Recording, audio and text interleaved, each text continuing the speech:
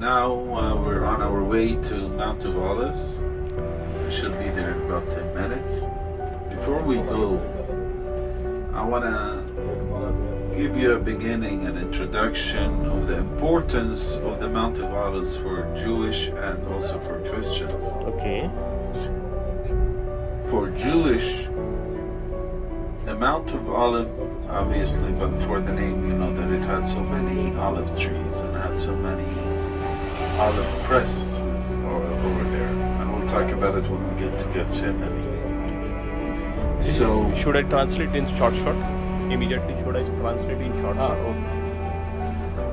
अभी हम जैतून के पहाड़ पे जा रहे हैं और जैसे कि आपने नाम सुना है कि जैतून, तो वहाँ पर काफी सारे हमको जैतून के पेड़ दिखेंगे और जैतून का जो तेल निकाला जाता है तो वो भी काफी हमको वहाँ पर देखने मिलेगा.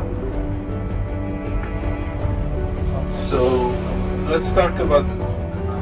जैसे कि आप जानते हो, मंदिर में दिया जलाना पड़ता था, मंदिर में रोशनी करनी पड़ती थी. तो उस समय लाइट नहीं थी और उस समय के जो दिए थे वो जैतून के तेल के ऊपर जलते थे और वो इस तेल से वो नहीं जलाते थे, वो बाहर से तेल नहीं आता था. और हम पहले की बात नहीं कर रहे हैं, हम यीशु मसीह के वक्त की बात कर रहे हैं. और वो माउंट ऑफ ऑलिव से तेल लाते थे और उसको कुछ स्पेशल तेल में मिलाकर और वो मंदिर में रोशनी करते थे. और ये एक दूसरा कारण है. और यहूदी लोगों का मानना है कि जो मसाया है लेकिन हमारे लिए यीशु मसीह है, तो वो फिर से इस जैतून के पहाड़ पर आने वाले हैं. और उनका ये कहना है कि जो मंदिर बनने वाला है और उस मंदिर में उस मसाया की एंट्री होगी, लेकिन वो पूर्व की तरफ से होगी. इसका मतलब है जैतून के पहाड़ की तरफ से. और हम सबका जो मानना है कि जो आखिरी समय का युद्ध है अर्मगेडन का, और हमारा ये मानना है कि प्रभु यीशु मसीह उस माउंट ऑलिव के ऊपर विराजमान होने वाले हैं, जहां पर वो अपनी सेना, जहां पर यीशु मसीह की सेना दूसरी सेना से युद्ध करेगी और उनको हरा देगी. और ये यहूदी लोगों के लिए एक इम्पोर्टेंट बात है, एक महत्वपूर्ण बात है यहूदी लोगों के लिए.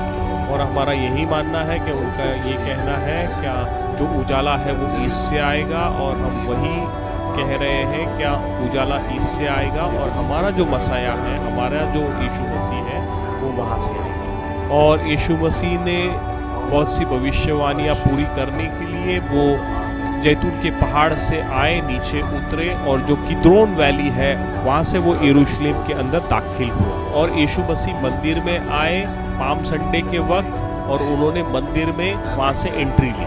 और हम वही रास्ता लेने वाले हैं जो यीशु मसीह ने पाम संडे के दिन लिया था, खजूरी रविवार के दिन लिया था.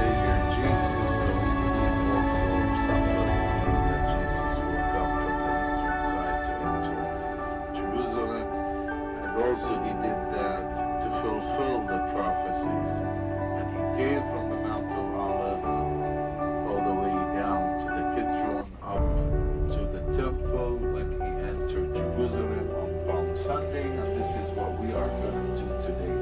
We're going to walk the same path of the Palm Sunday that Jesus took when he entered Jerusalem, and we'll talk about so many things. Okay?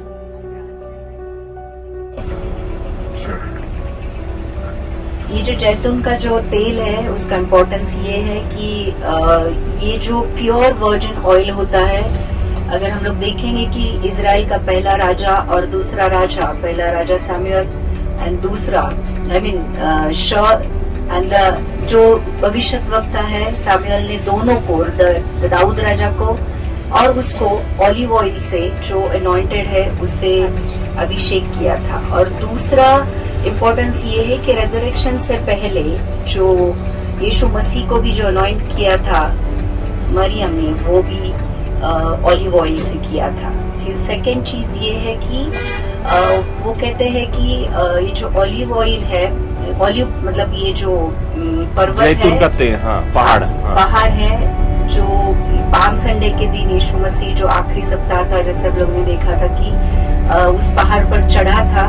और यहूदी लोग बिलीव करते हैं कि उनका जो मसाया है वो इसी पहाड़ पर आने वाला है और हम भी विश्वास करते हैं कि हमारा जो यीशु मसीह है जो दूसरे आगमन में उसी पहाड़ पर आने वाला है और वही से सारे जगत का वो रूल अधिकारी बनने वाला है, राजा बनने वाला है।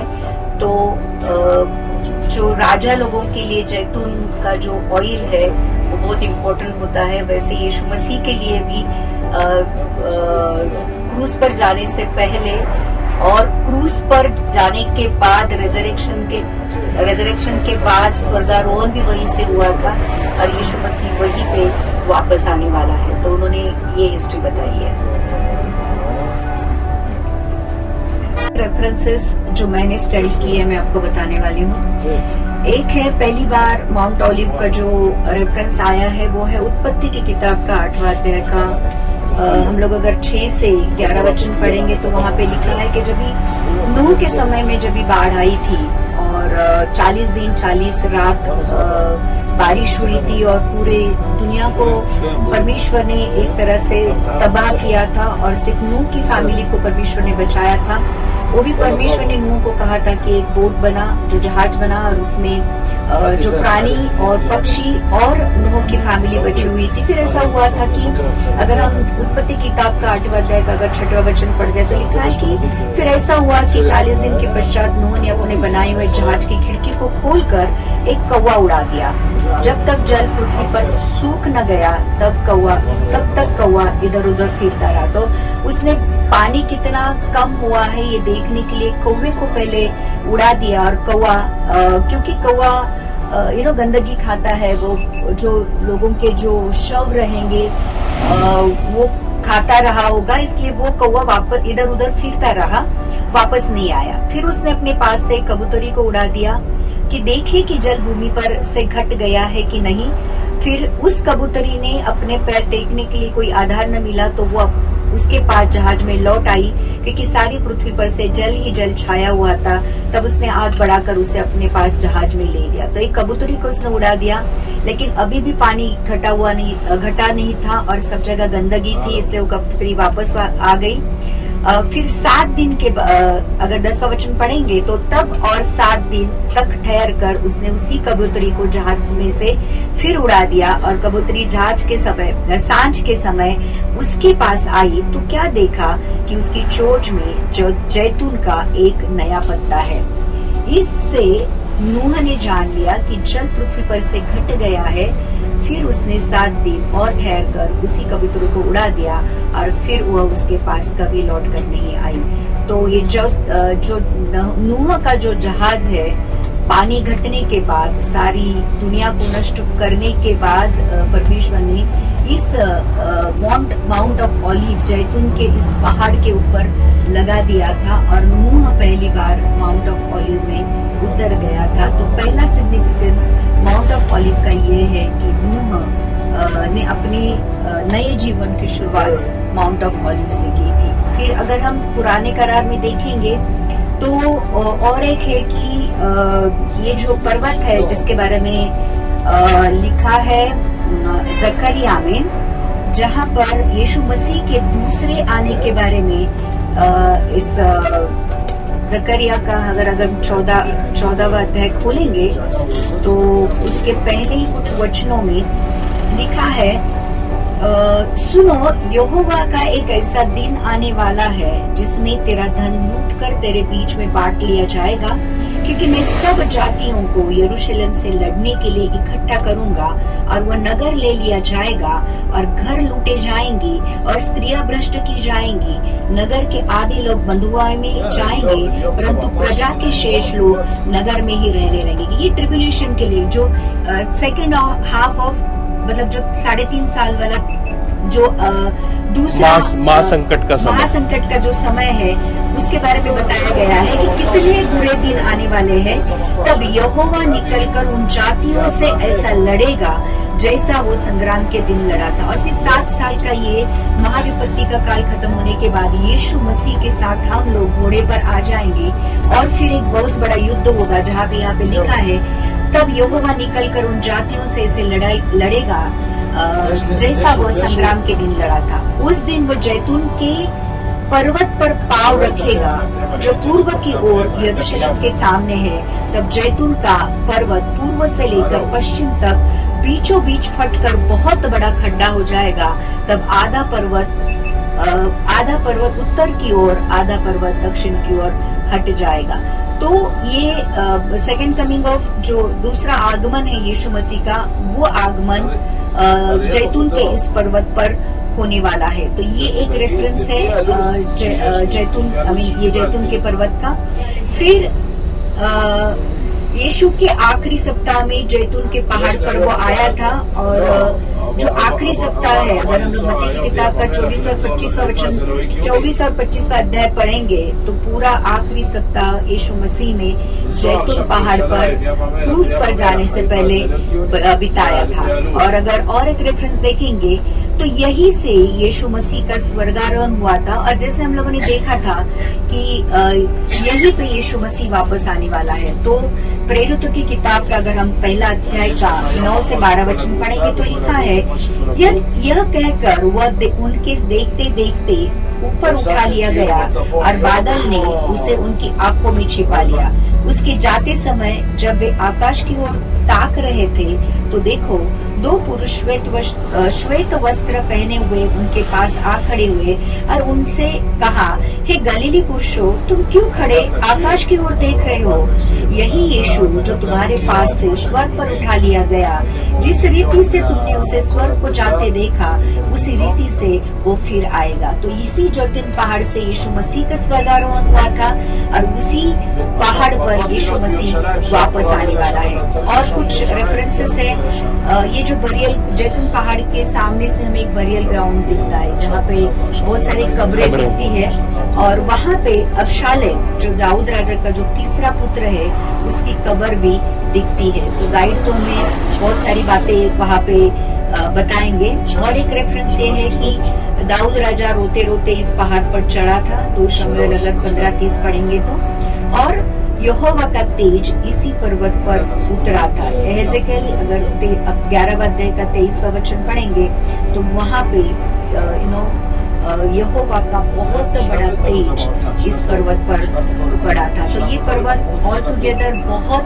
इम्पोर्टेंट है, और पुराने करार से लेकर मतलब उत्पत्ति से लेकर रेवलेशन तक इसका बहुत बड़ा महत्व है।